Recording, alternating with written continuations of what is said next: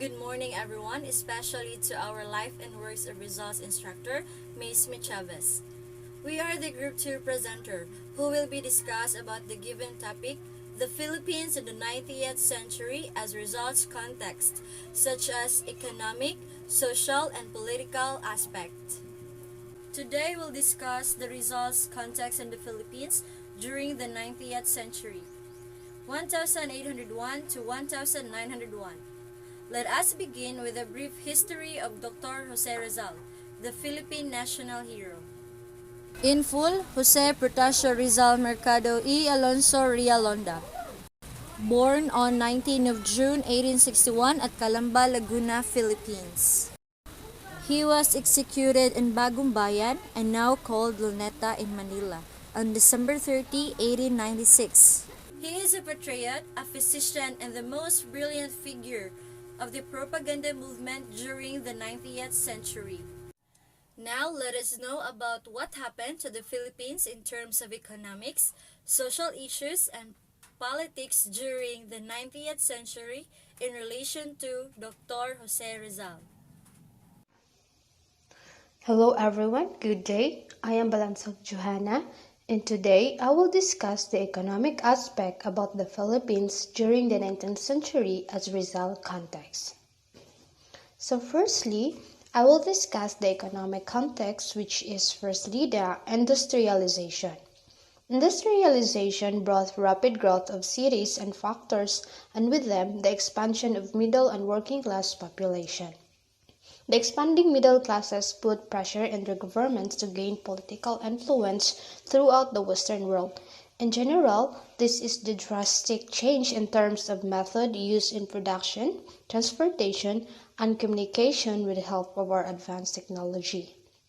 And next, the urbanization. Urbanization is a process of which cities are formed and became larger due to industrialization and economic development, and that encourages urban-specific changes and specialization, labor division, and human behaviors.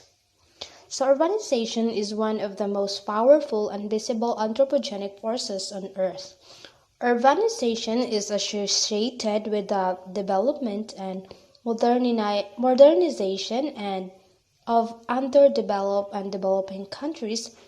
This includes the very rapid growth of many cities without the needed expansion in infrastructure and services, and with a significant proportion of their population living in informal settlements or slums, or in another term, a place where poor people live and the buildings are in bad condition. And now, we'll move on to the end of galleon trade. The Manila-Acapulco galleon trade ended in 1815, a few years before Mexico gained independence. Galleon ships going back and forth between Manila, Cebu, Acapulco, Mexico in 1565 to 1815. This economic transaction was ended on September 14, 1815, when Mexico gained its independence from Spain, and it was abolished because of the efforts of Valentin de los Santos as representative Spanish Cortes in 1801 to 1813. Approximately 500 years ago, an Augustinian friar discovered a sea current, making it possible to travel across the Pacific Ocean from the west to east in a single commercial route for the first time in history. That's how the Manila-Acapulco galleon trade came to be. The term Manila galleon was used to refer to the trade route between Manila and Acapulco. During the Acapulco galleon trade is the main source of income in Manila. Majority of goods coming from the Philippines bound to Acapulco and some parts of Europe came from China and Europe. Common products sold or traded via Manila galleon trade was Chinese porcelain, Indian fabrics, diamonds, and other minerals, silk, and ivory. Because of this method, the Philippines earned its income through buy and sell. And next, the opening of Suez Canal. Suez Canal is an artificial sea-level waterway in Egypt that connects the Mediterranean Sea and Red Sea. The Suez Canal was opened to navigation on November 17, 1869. The Suez Canal, together with the reliable service of steam-powered liners, led to an increase in merchant and passenger shipping. It furthered the importance of liberal books, newspapers, and magazines from Europe and America. Through this, the European ideologies and philosophies went to the Philippines and influenced several Filipino liberals to fight for the civil rights. Suez Canal was built in 1858 by Ferdinand de Lesseps, the former French consul to Cairo, secured an agreement with the Ottoman governor of Egypt to build a canal 100 miles across the Isthmus of Suez. Suez Canal is important because it is the shortest maritime route from Europe to Asia. Hi everyone, I am Geraldine Barrio, and today we will tackle about the social aspect. The social aspect in the Philippines in the 19th century. The Spanish landholding system imposed on the Philippines with the arrival of conquistadores resulted in a primarily feudal society. Filipinos in the 19th century suffered a social and political system in which Filipinos become a laborer, a farmer, and a slave to do hard work in exchange for getting along and receiving protection from the Spaniards. And that is what we call feudal society. Because of the master-slave connection between the Spaniards and the Filipinos, the upper class exploited the people, and those people mostly are on the lowest class. So the Spaniards imposed on a variety of taxes and interviews as well as enlisting and natives in hard labor. As a result, the poor become poorer and the wealthy become wealthier. Rise of Chinese mestizos. There was new social class in the Philippines during 19th century who developed the commercial agriculture and owned several haciendas of sugar, coffee, and hemp. Aside from the mentioned situations, during Rizal's time, there many evil scenarios were happening. There are corrupt officialdom, no Philippine representative in Spanish courts, no equality before the law, racial discrimination, frelucrary, and lastly is forced labor. In the 19th century, the social structure in the Philippines divided into three categories, and those are in the highest class, middle class, and the lowest class. In the highest class, Spaniards, Peninsulares, and Friars are among those who belong to this group. They have the authority and power to dominate the Filipinos. Middle class. This group includes indigenous people and mestizos. The group belong here are those who have a mixed blood. And lastly is the lowest social class. It consists solely of Filipinos or full-blooded Filipinos. So in this chart, we can see the racial hierarchy of colonial of the Philippines. In the top, we can see the four groups of the highest class, and those are the Spanish officials, Peninsulares, Insulares, and Friars. So, Peninsulares are who are the full-blooded Spaniards born in Spain. The Insulares are the full-bodied Spaniards but born in the Philippines. And the Friars are the member of the any certain religious artists of man. Middle class, and those are the natives, mestizos, tornatras, sangle, mestizo de sangle. Natives, the pure rich Filipinos. The mestizos. Mestizos are the Filipino of mixed indigenous Filipino or European or mixed Spaniard. Tornatras, the person who have mixed Spanish, Chinese, and Austronesian. Sangle, the full blood of Chinese. And the last is Mestizo de Sangle, the person who have mixed Chinese and Austronesian. And the bottom of this chart is the lowest class, which is Indio. The Indio are those full-blooded Austronesian or the Filipinos. Educational background.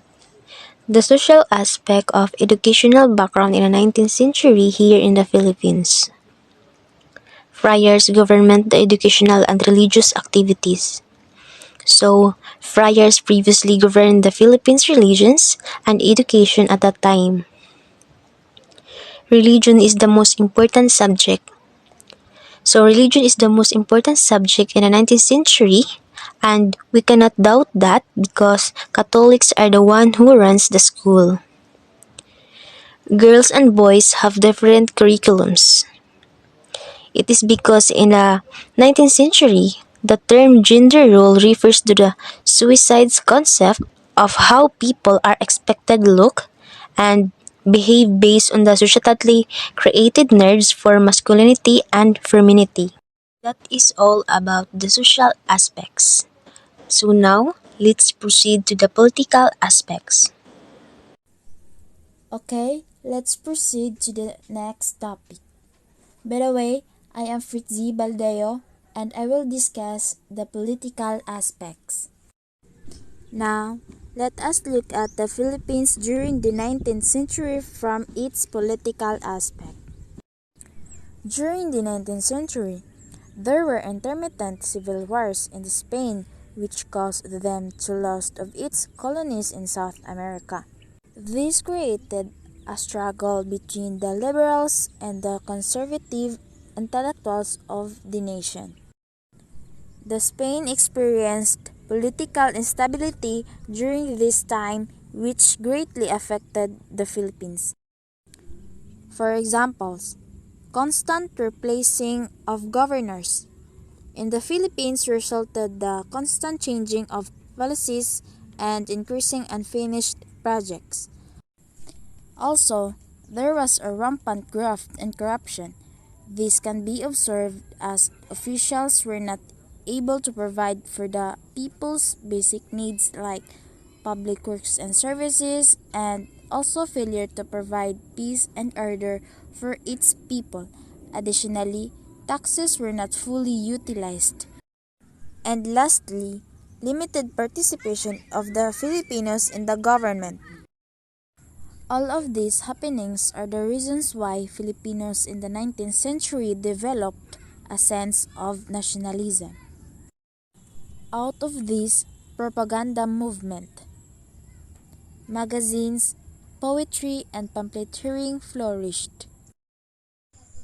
Here comes the movement's most brilliant figure, Dr. Jose Rizal, who produced the two political novels, No le me tangere and El filibusterismo.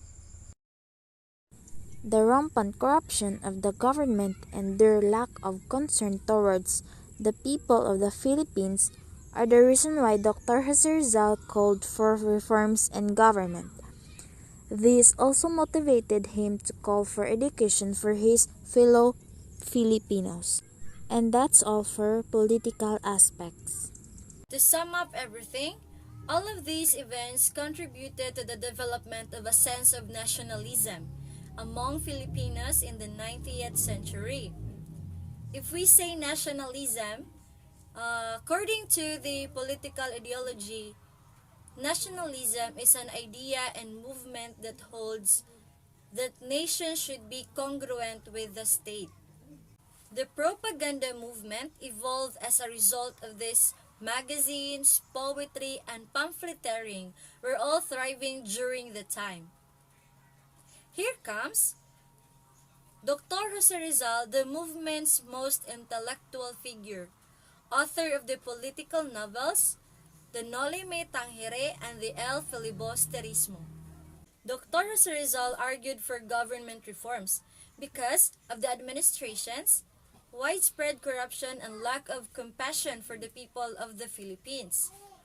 This inspired him to advocate for the education of his fellow Filipinos. Our reporting would come to a close at that point. Have a wonderful day. Thank you for listening.